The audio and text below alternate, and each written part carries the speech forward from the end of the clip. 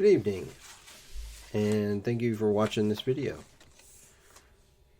So I have here 3 pages that I have been working on. My previous video in which I started these will be listed in the description below, but these particular pieces of paper are the furthest along of the 6 that I made from that video. So a long time ago, in a galaxy not so far away, there's this little boy who was born on a very flat land, and then he traveled halfway across the planet that he was on, and he ended up seeing from his bedroom window mountains, specifically one mountain, practically every day. The mountain was Vesuvius, just outside of Naples, Italy.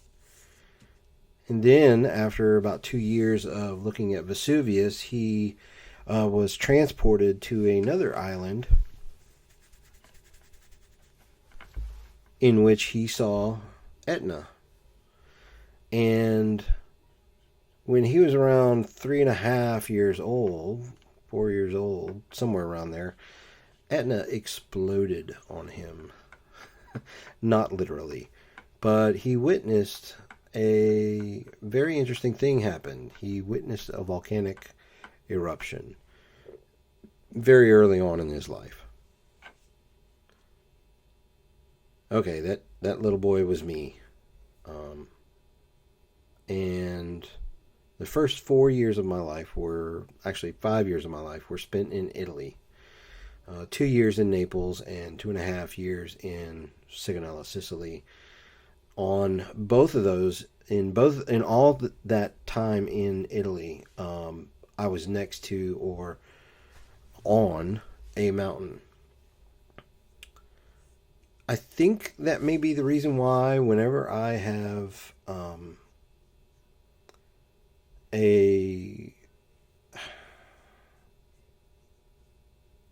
not specific project in mind, but I still have to make art, I always tend to go back to creating mountains. I used to draw little triangular forms in my notebooks when I was in middle school, and in high school and in early college. I was always doodling and making, landscapes and mountains.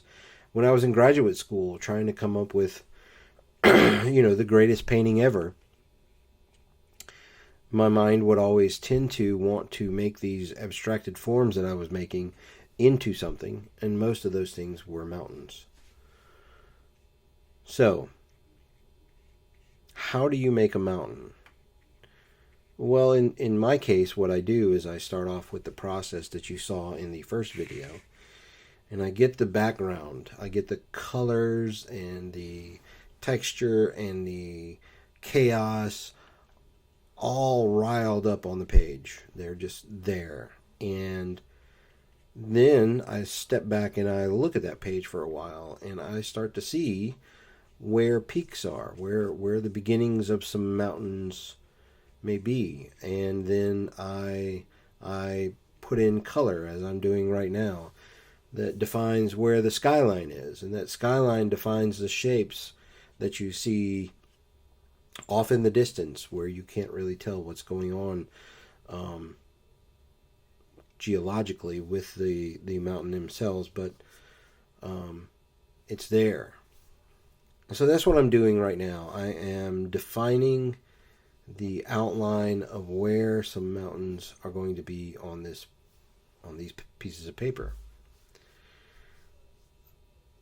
Before I go any further, though, I do want to talk about the format of the paper. The paper is a elongated paper compared to most traditional rectangular forms. These are elongated rectangular forms, and I'm doing this because I want to experiment with the idea of not having a singular homogeneous view in these pictures. I want the view to be as if you are kind of traveling through the picture frame, having to start on one side or the other and travel through these mountains to explore. And that's the intent. Whether or not that happens, that's up in the air still. But so what I do is I define the outline of the shapes of the mountains, and I define where the sky is. And then I'm going to go back into these. This is actually just the second stage in many in which I'll record and do these videos that show the process of me making kind of these landscapey forms from this way that I paint. I do like to look at art history a lot, and two of my favorite genres of paintings are Japanese and Chinese historical paintings, specifically the Chinese landscape paintings from way back, the Ming Dynasty, Tang Dynasty, the literati, and their, subtle, nuanced, philosophical poetry related to where they were in mountain spaces. All of that is just intriguing to me. I also like the Japanese shoji screen paintings that you see in a lot of their historical work that goes all the way back for several centuries.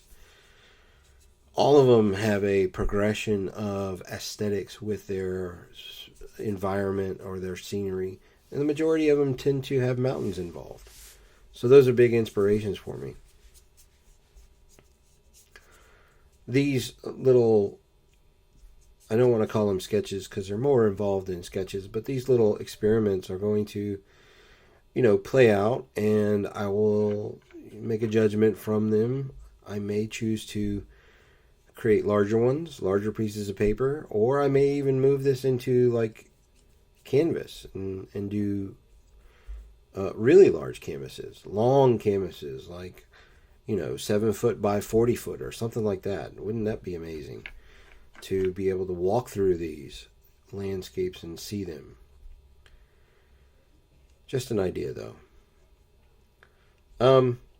So I'm about as far as I can go with these paintings currently in this video.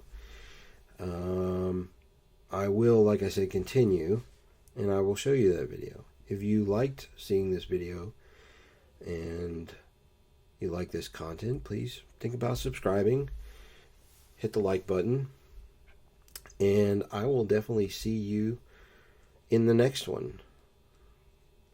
If you have any questions about my process or what I'm doing, or have a comment or suggestion, please place them in the comments below. I usually check my